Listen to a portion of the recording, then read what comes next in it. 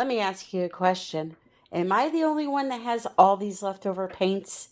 Or do a lot of you have these and you're like, they're taking up too much room? We got to do something with them. Well, today I'm going to show you exactly what you can do with them to create a beautiful piece of art.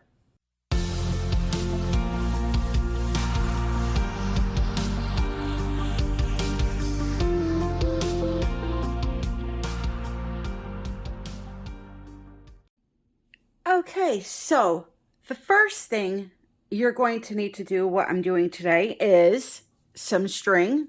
This is some cord, some craft cord that they use for macrame, but you can use twine or yarn, fake pearls, like the Mardi Gras beads work really well to create a design in fluid paint. So you're going to need a few of those, cut at different lengths. Now I have two here that are long enough to reach across my canvas. So I have a design in mind. That's why I cut them that way. Design is totally up to you, obviously. And then I have a bunch of leftover paints. Now these paints, believe it or not, are mixed with everything. Some of them are the Bloom recipes. Some of them are FLOETROL, American FLOETROL and water. There may be even a couple that have FLOETROL and pouring medium in them. So because they're all the same consistency and I'm really not going for a specific effect such as extreme lacing, like if you do a swipe you get all the lacing in cells. I'm not going for anything like that. This will work out fine. Everything will dry fine because everything's the same consistency. Even the Bloom paints, although they're normally thick, I've thinned them down to match the consistency of everything else. So I'm going to show you that consistency here.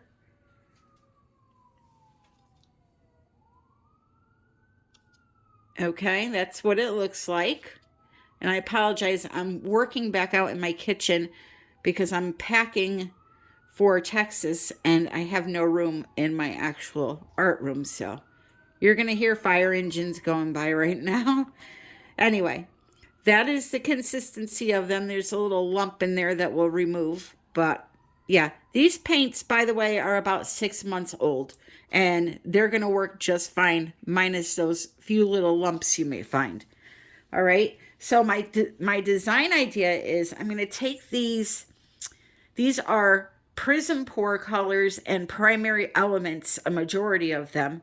And I'm going to use the lighter colors to use as a base paint. I'm going to dump them all on and swirl them around.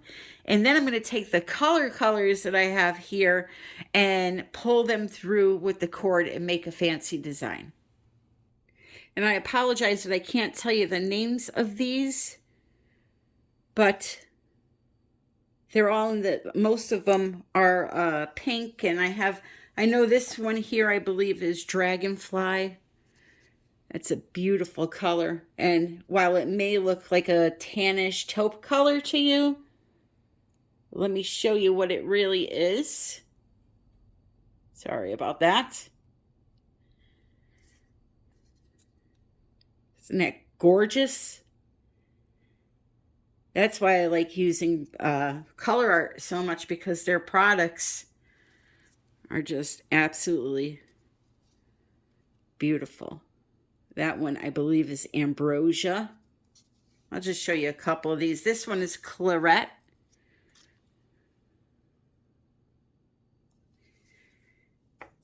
And then I also have just some basic tube paint colors. Like this is not Persian Rose.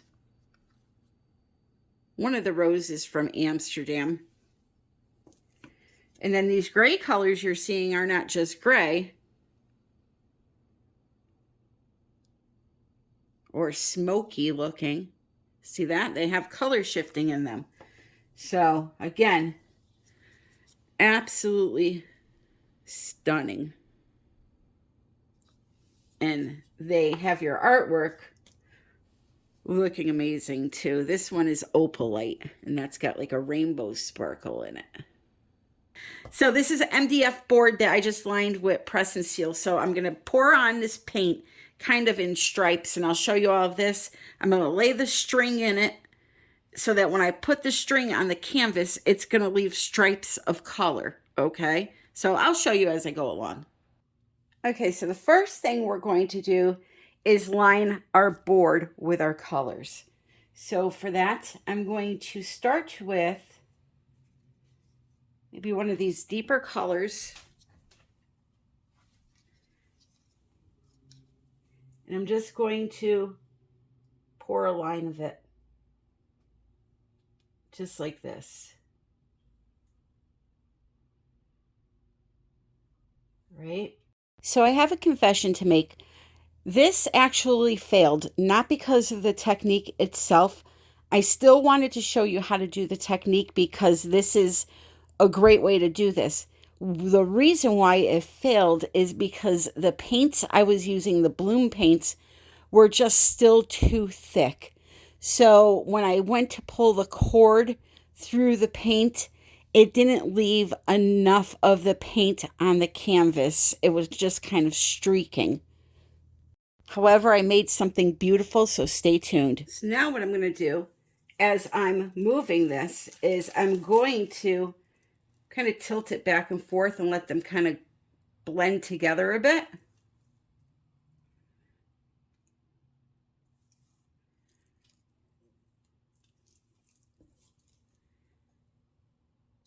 Give it a hard tilt. And then I'm going to move it over here, out of the way. Okay.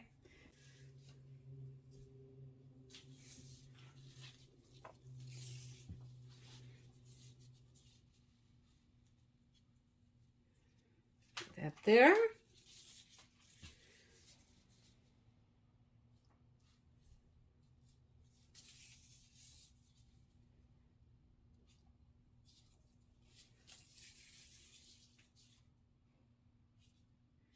You may also think that's a lot of paint on that piece of wood for just some strings, but had I gone through with the entire painting, I would have most definitely used it. I was going to use a lot more than just 4 strings. So again, I wanted to show you this just so you could see how the technique would be done. So don't concentrate so much on the art, just concentrate on how I'm doing it. Because again, using just a regular consistency paint, it will work beautifully. So laying the strings into the paint like this will cause different striations of color. If you want just a solid color, you're better off putting the string into a cup of paint.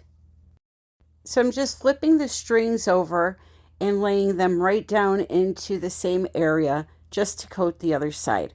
I'm going to take the lighter colors, as I mentioned, put them on the canvas and blow them all around with the blow dryer just to kind of blend them together. That's going to be my base paint.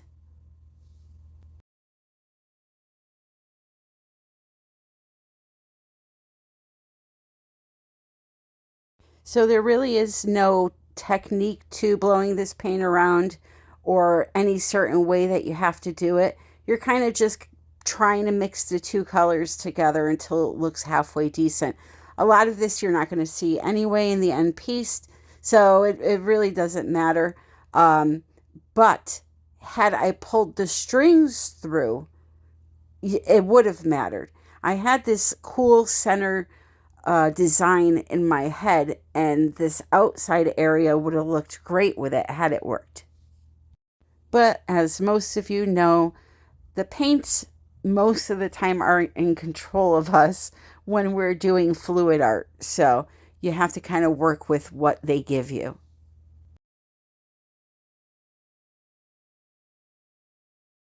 So the next step would be to pick up this string and place it into the area or onto the area of the canvas that you want it to be in. You would then take one end of the string and slowly pull it over the surface of the paint, and had this worked with these colors, you would have seen beautiful striations of color, like a feather. So I took another string to try to go over the area again to see if it would get any better.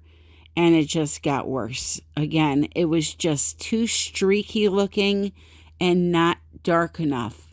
So I put one more string on there because I was mad and said, screw it, and just whipped it up the whole half side.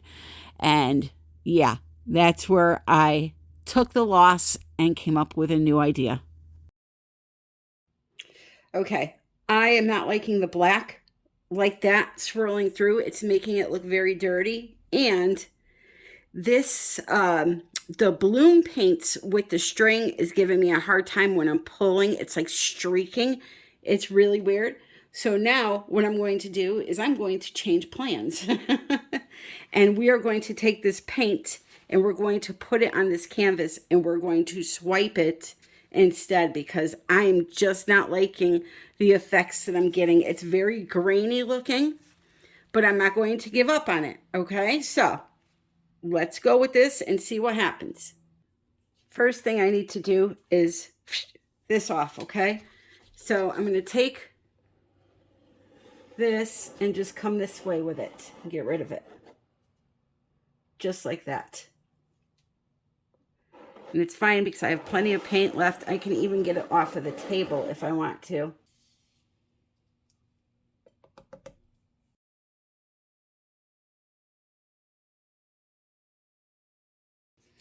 And then what I could do is use the rest of this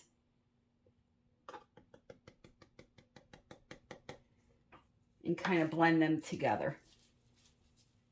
So again, just adding some of those colors on and going to blow them around with the blow dryer just like I did before.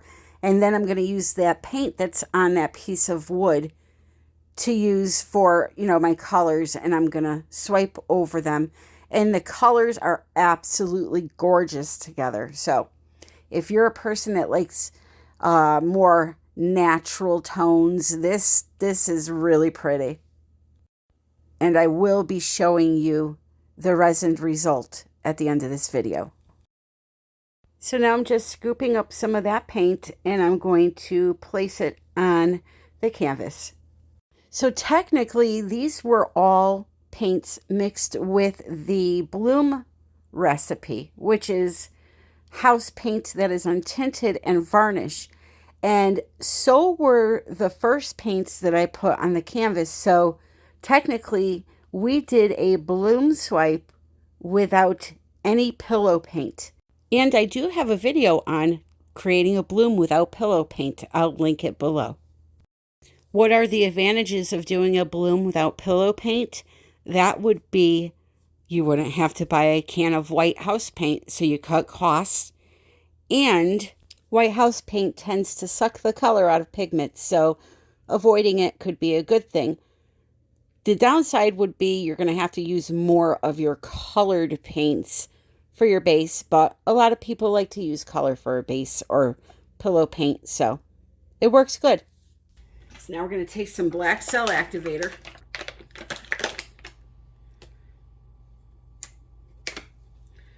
I'm going to put some on the back of my palette knife.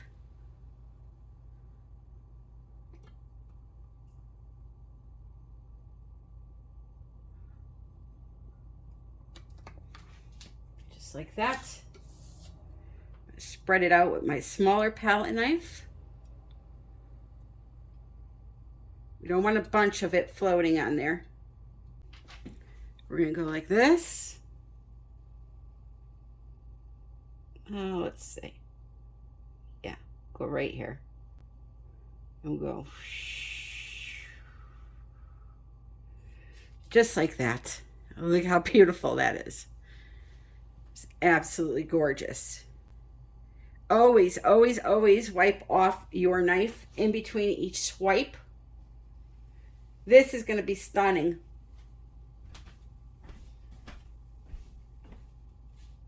So there's always a way to fix a fail. Okay?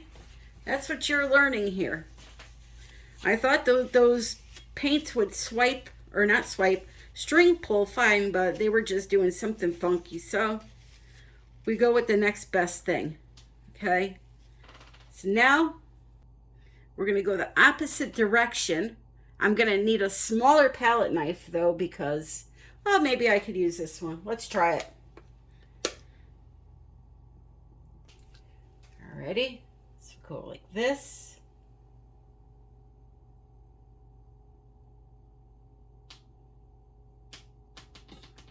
Come that way.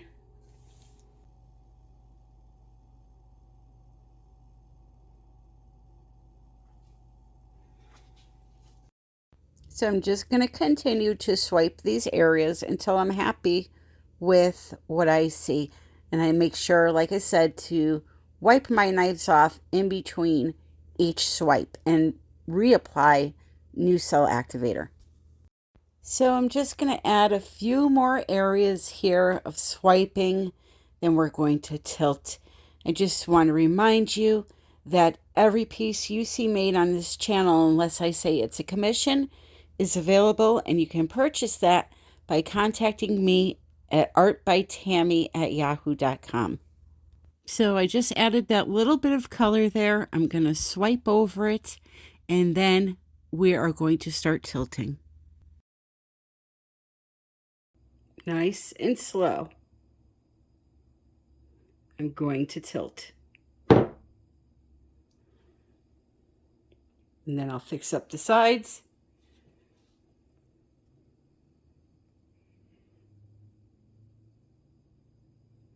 I'm just tilting off any areas that I do not like and opening up that lacing a little bit as well. Gotta go nice and slow.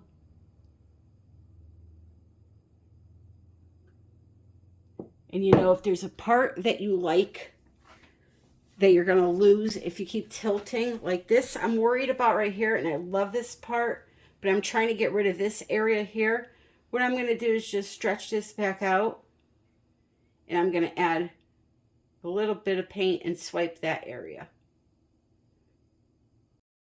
The cool thing about fluid art is you can literally keep going if you want. It's not like brush painting where you're trying to paint a landscape and you have a little boo-boo and now the whole thing's ruined. You can just continue to add some sections in.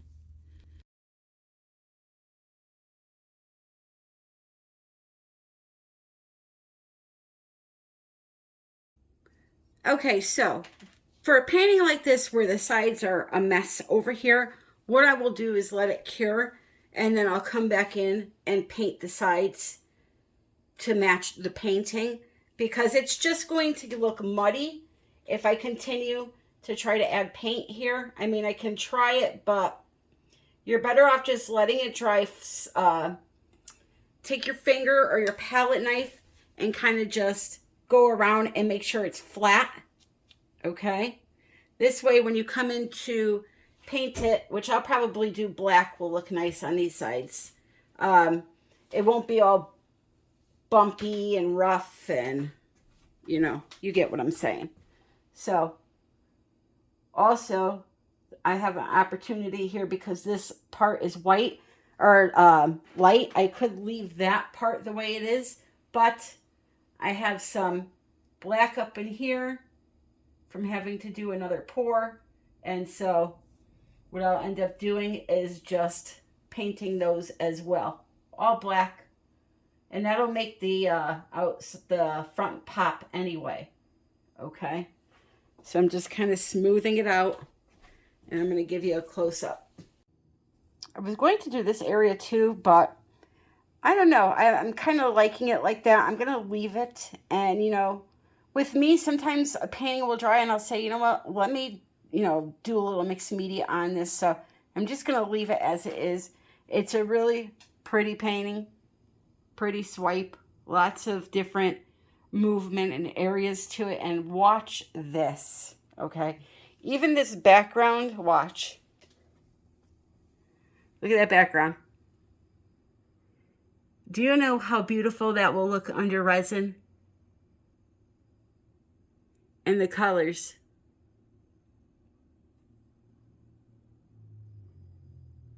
Look at that.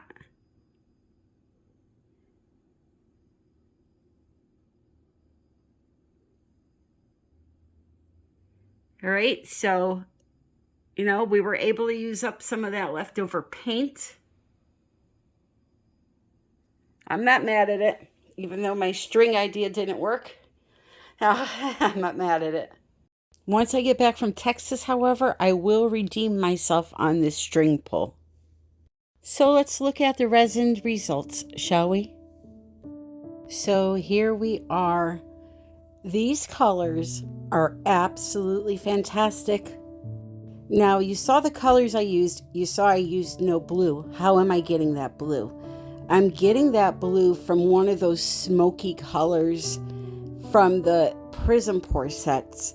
And you can also get that color from using an interference blue pigment. Now, I mean, it's just fantastic. I mean, the camera does no justice whatsoever to these paintings, especially when you see them in person. So I'm very, very happy I decided to get rid of that string idea with the Bloom recipe paints. They were just too thick. I'm happy with the swipe. There's a lot of depth in it. It looks like the black is almost outlining areas. And it's just something different than your average acrylic pour painting. It did spread a little bit, so I lost a lot of that lighter section, but I like how that little area is poking through. It's almost landscape-ish a little bit to me, like that's the sky poking through the background, and maybe these are some type of dirt trails, or I don't know. Use your imagination to come up with what it looks like, but here are the sides. I had painted them black before I put the resin down, as I told you I was going to, and I hope you enjoyed this video. If you did, please remember to click the like button, hit that subscribe button if you are not subscribed, and comment below if you enjoyed the video. Just a few quick reminders. You are seeing this video on Thursday. 2 days from now, I am in Dallas, Texas, teaching a class. If you want to attend, I know it's last minute, but if you're in the area, shoot me an email, artbytammy@yahoo.com, and I will tell you what to do in order to attend. And also, the registration is now open for Canella and myself in Charlotte, North Carolina, this upcoming February. We will be there 2 days teaching. So if you're interested in that, send an email to fluidartescape@gmail.com. If you look in the description, there's a coupon for not only these colors that I use, but also the resin and my Amazon link that if you go to Amazon through my link, helps support the channel, and it's a free way to do so. And it's not just for art supplies. You can just use the link to get to Amazon and do all your shopping as normally. And lastly, but most importantly, I love you all. Thank you for joining me. And until the next time, happy pouring.